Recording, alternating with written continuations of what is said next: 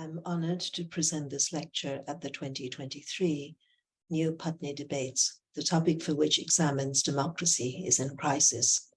My talk today speaks to India in crisis, Hindu nationalism, and the majoritarian state, addressing issues in 4 fragments. The first, prejudicial citizenship in Assam, a story. January 29, 2020. A Muslim man committed suicide by hanging himself in the building of a primary school in Assam, where his 2 children study. He had been missing for 2 days. Originally from another district, at the time of his death, he had been resident in his current village on the Char River Islands for several years. His spouse was the recipient of a house through a government scheme. Previously, he had also worked in construction in Guwahati, the largest city in Assam. On settling down in the Char, he had commuted to Guwahati to work as a daily wage laborer, while his wife earned a living as an agricultural laborer in their village. Notwithstanding the hardships, in the words of his family, they felt truly blessed to have each other and their home.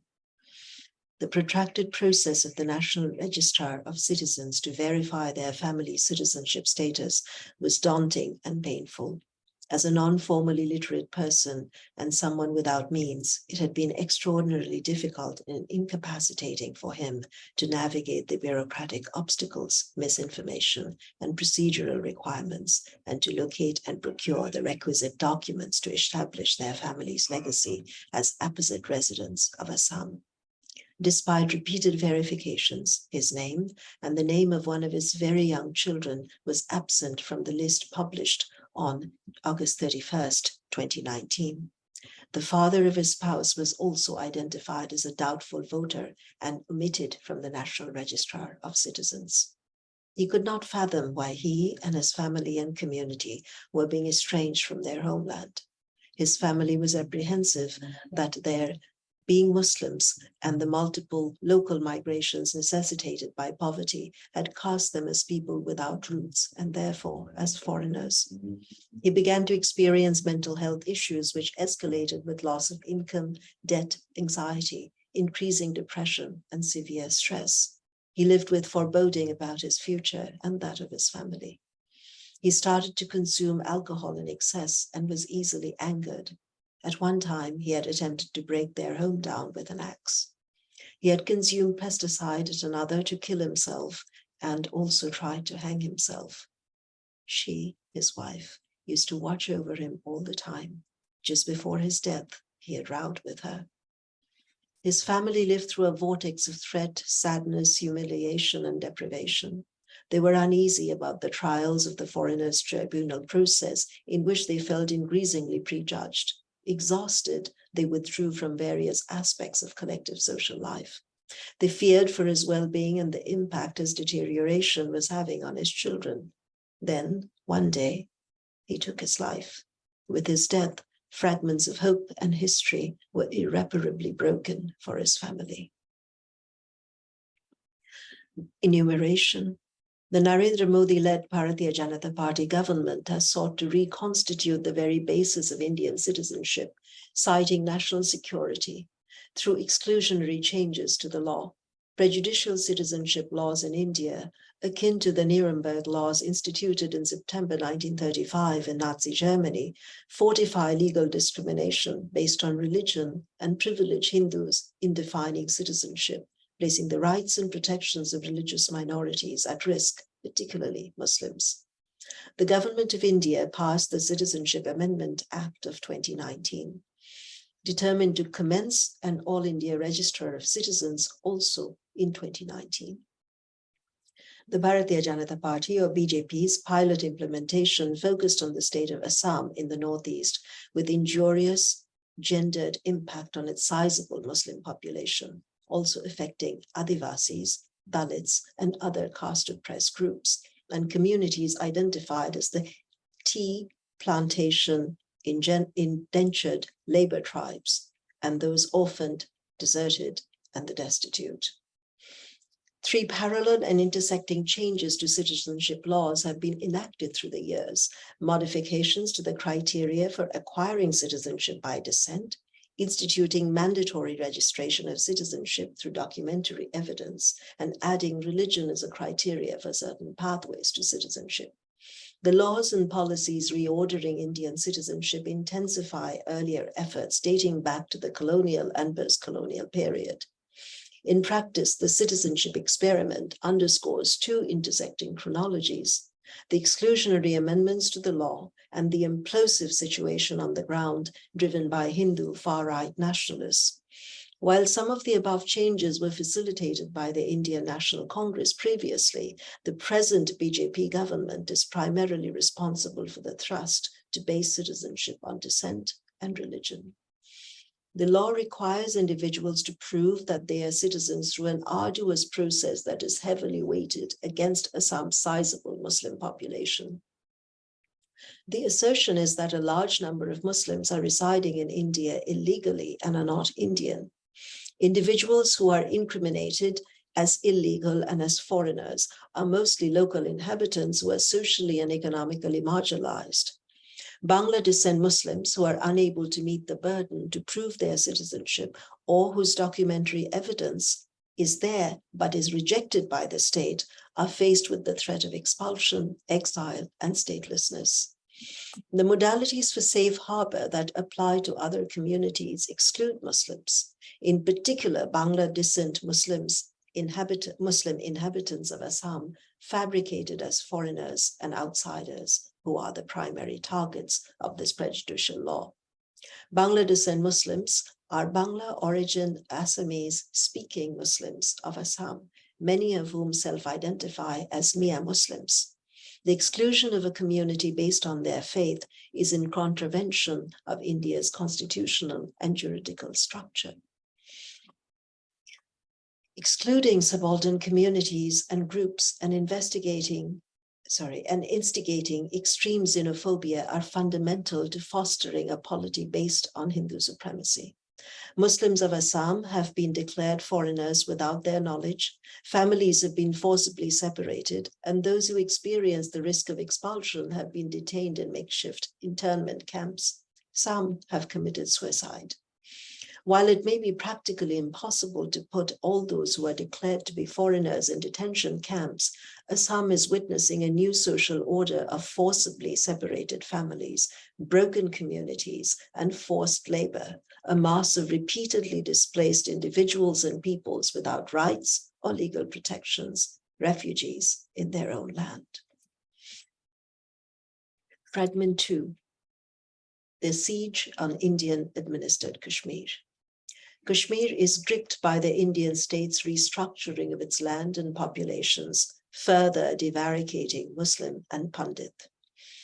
Kashmir, where Muslims are in a majority, is a monument to enforced disappearances, gendered and sexualized violence, displacement, torture, extrajudicial executions, psyops, and the burial of civilians in unknown, unmarked, and mass graves. Impunity laws, including the Armed Forces Special Powers Act, Jammu Kashmir Public Safety Act, and Jammu Kashmir Disturbed Areas Act, offer de facto immunity to state forces personnel. The disintegration of the non-military political economy through the protracted conflict has exacerbated class and gender inequities. Since 1990, heightened militarization has been a prolonged political strategy on part of the Indian state, formative of social isolation of Kashmiris. The period of armed militancy in the 1990s, which reportedly received support from Pakistan, abated during 2002 and 2004.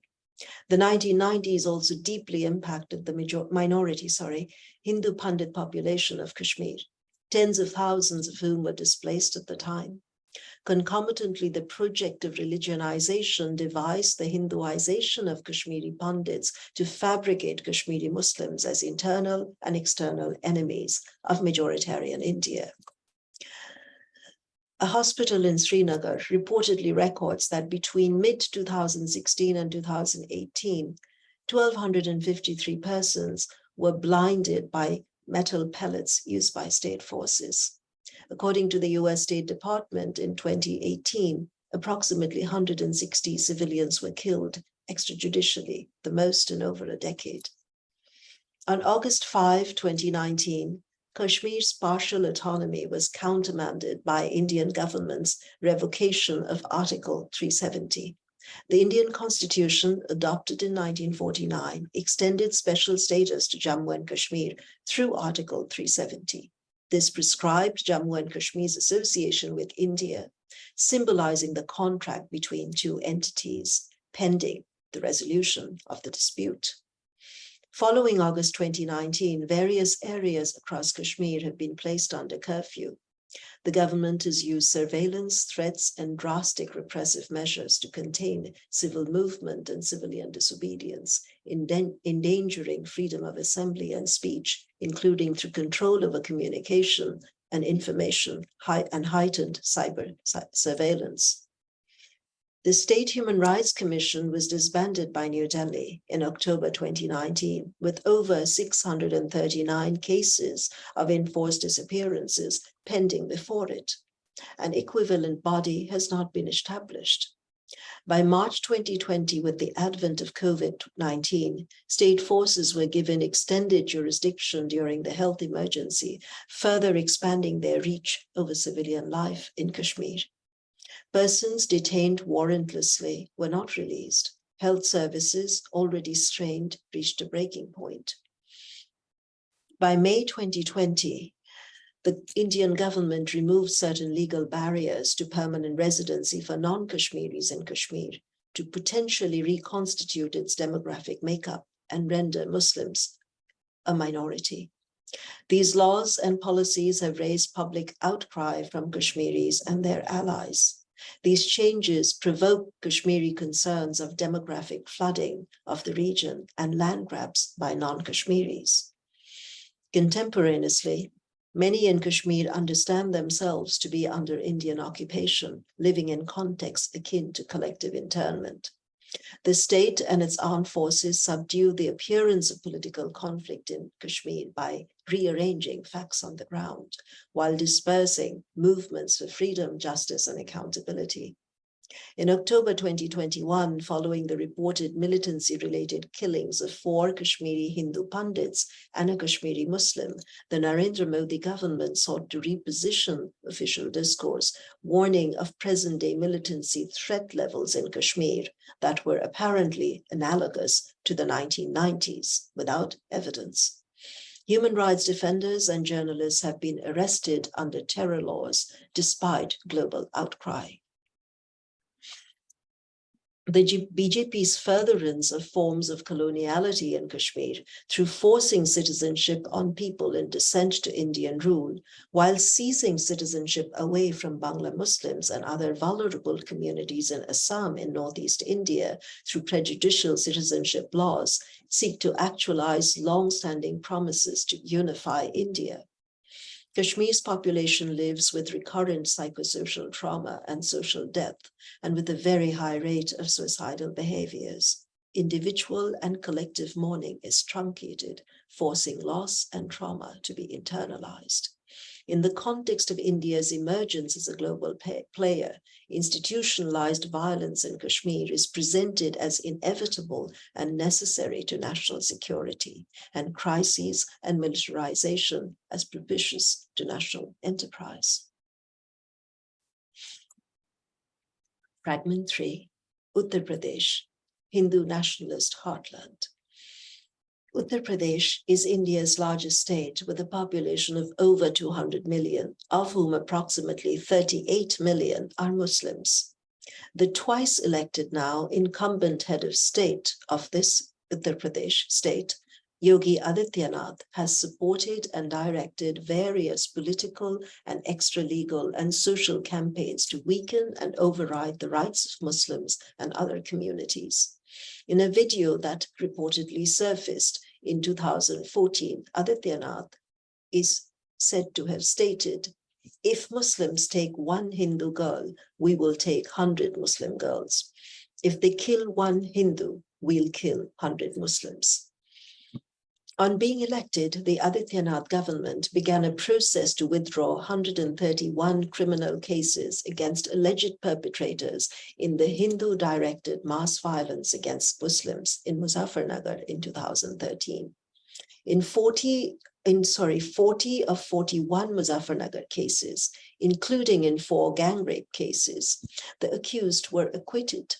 In January 2019, the prime accused and 16 others were out on bail in the 2015 lynching of Muhammad Akhlaq, and they were seen cheering at the front of an Adityanath rally. As many as 23,612 events of organized violence were reported in Uttar Pradesh between 2017 and 19, while 6,126 such events were reported in 2020 and 5,302 in 2021.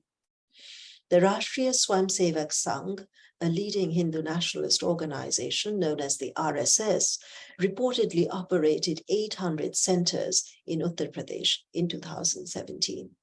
The RSS and other Hindu nationalist organizations are widely operational across that state. Sections of these organizations also operate as militias. In December 2018, 4 United Nations Special Rapporteurs wrote to the government of India regarding extrajudicial killings by police officers in Uttar Pradesh between March 2017, when the BJP government took power, and June 2018. Extrajudicial killings and custodial torture from March 2017 and September 28, 2021 include encounter cases where police reportedly shot individuals in streets and enacted custodial deaths, victimizing individuals on the basis of their religion and caste. Women experience violence, including in police custody. There is no reporting on LGBTIQA identified persons. UP officials with alleged direct responsibility for extrajudicial killings and or torture of civilians that took place between March 2017 and September 2021 include police personnel in the rank of Deputy Superintendent of Police, District Level Superintendent of Police, and constables.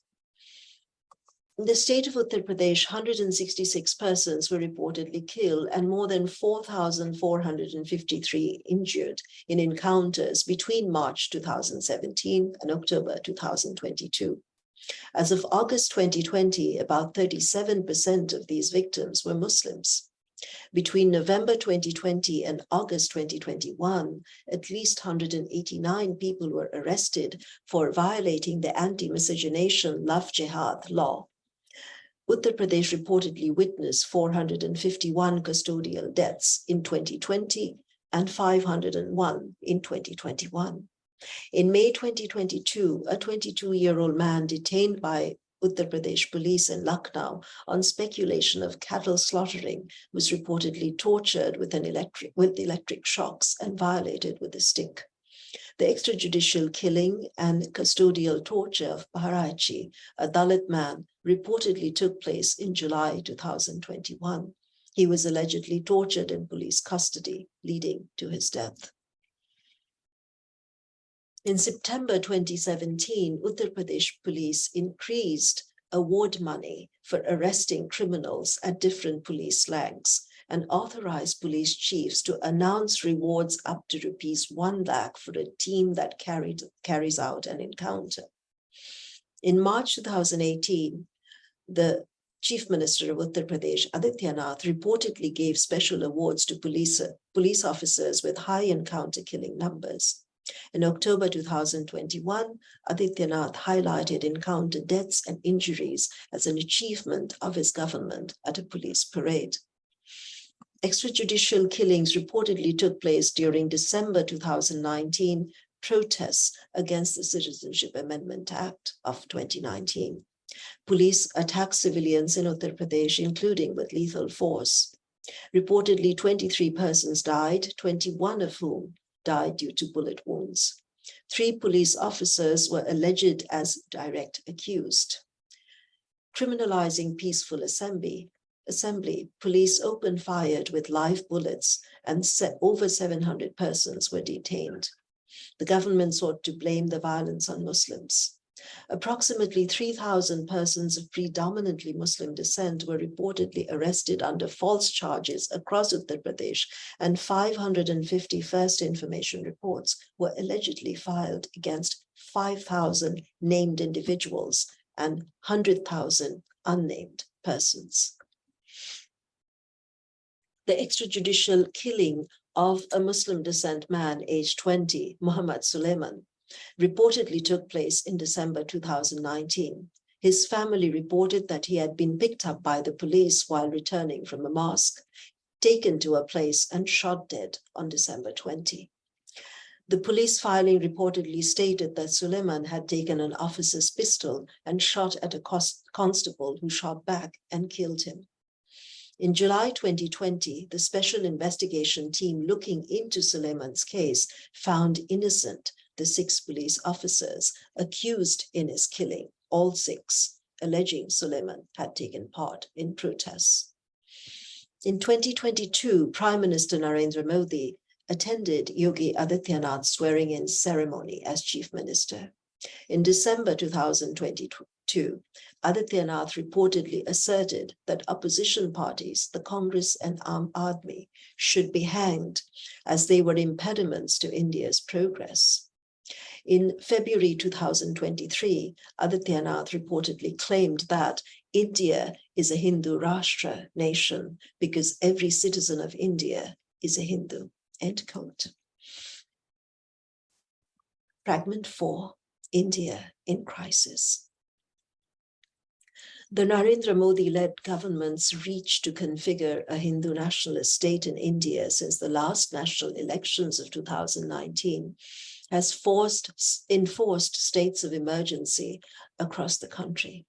Long-standing techniques in militarization of governance, habitual in the administration of India-held Kashmir, are being regularized across India.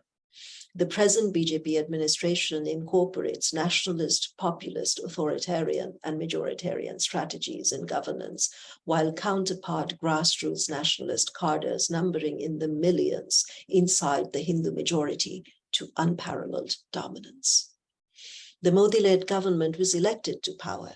The notion of consent in Indian democracy today raises crucial questions of how assent is manufactured, translate to electoral victories, and what energizes the world's largest electorate to have voted right-wing nationalists into power twice in 2014 and 2019.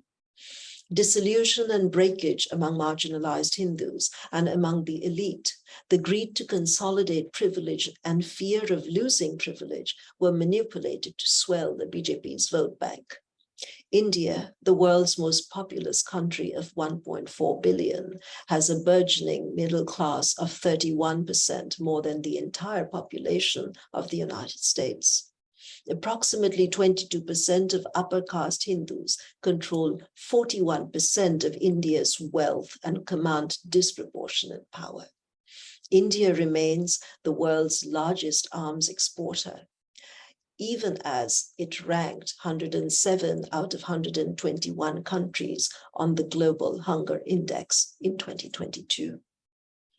Majoritarian dominance has been integral to nation formation in India since 1947, and its secularity is steeped in oppressive histories.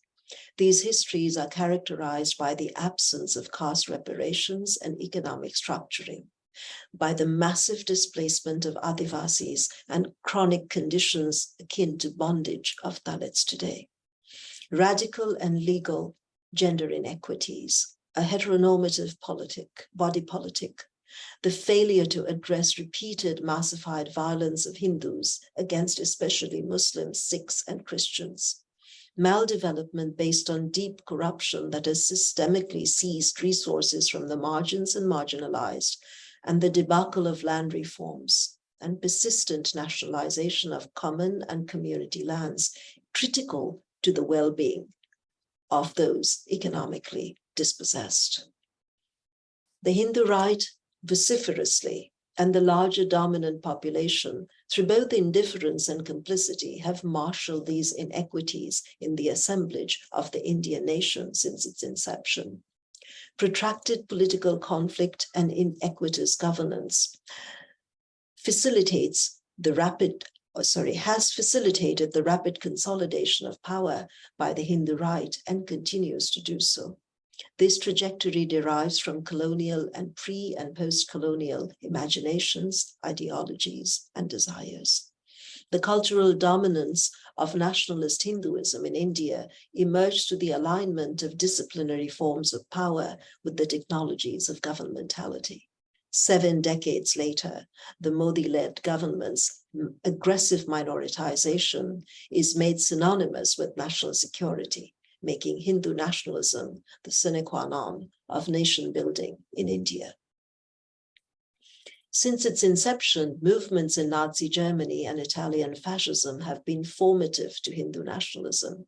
M.S. Golwalkar, an early ideologue of the Rashtriya Swayamsevak Sangh, professed admiration for Nazi Germany, noting, "To keep up the purity of the race and its culture, Germany shocked the world by her purging the country of the Semitic races, the Jews. Race pride at its highest had been manifested here." Continuing, "The non-Hindu may stay in the country wholly subordinated to the Hindu nation, claiming nothing, deserving no privileges, not even citizens' rights." End quote. Hindutva, Hinduness, is not an ideology, Hindu nationalists say, but integral practice, a lifestyle for nationhood. The partition state in India unfolds in varying registers, constitutive of exceptions without end. The racialization of the other in India today targets the material culture and psychosocial well-being of minority and marginalized communities. The racialization of Muslims create pejorative representations and ascribe revisionist identities. The racialization of difference by the Hindu right is pertinent beyond the colonial and Western context to understanding its contemporaneous and post-colonial constructions. Hindu nationalist racializations reinforce unequal relations of power between the dominant and the subaltern and enforce assimilation on the latter. The BJP-led state weaponizes the turbulent markers of religion, ethnos, and identity to depict dominant Hindus as the national race and authentic citizens. Race and nation are rendered synonymous, and violence used to relay political signals to trigger and heighten vigilantism. The idea of Hindus as a unitary majority is vigilantly enforced to domesticate myriad communities across vast differences of culture, language, religion, history, and religious beliefs and practices.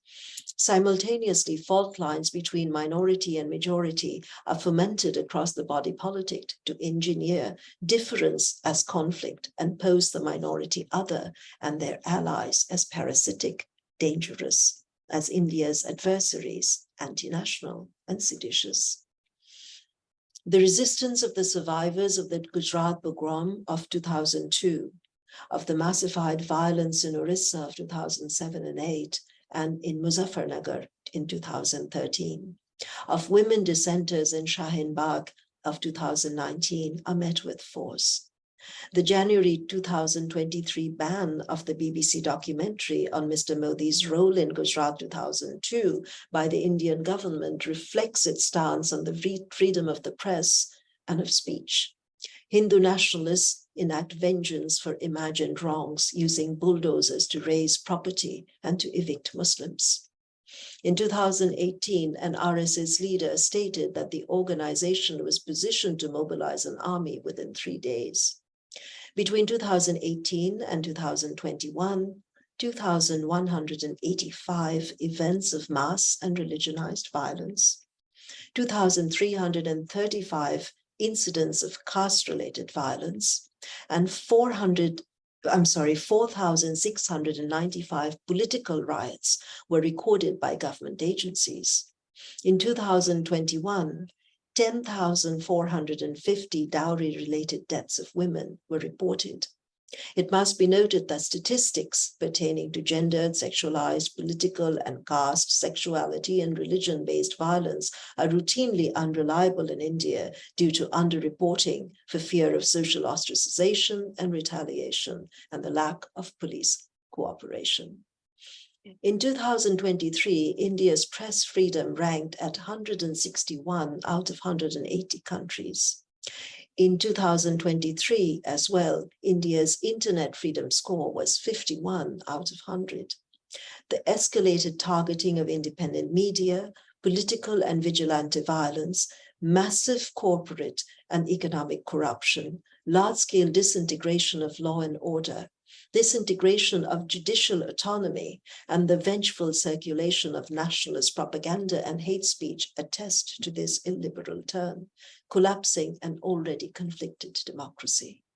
The Indian government opposed marriage rights for same-sex couples before the Indian Supreme Court in March 2023, terming same-sex marriage to be an urban and elitist notion. Driving nationalist propaganda, human rights defenders and allies and alliances for social justice are demonized as dissent is criminalized as anti-national. Political majoritarianism advances the subjugation and economic ghettoization of caste-oppressed groups, the minoritization of non-Hindu communities, and the politicization of religion, as repeated calls to genocidal violence via the extermination of Muslims reverberate. The rule of law in Narendra Modi-governed India is subverted through securitization and arbitrary governance that operates in the name of national well-being, spurring immense social and political violence and new forms of partition and erasure. This new authoritarianism unfolds unchecked by international attention or consequences. The normalization of the heinous saturates the everyday with precarity for hundreds of millions in India today, prompting widespread foreboding and social and spiritual breakdowns. Targeted communities state that only the groundswell of principled civil society dissent and political transformation, together with global reaction and concerted international pressure, can repudiate the onset of absolute nationalism in India. Thank you.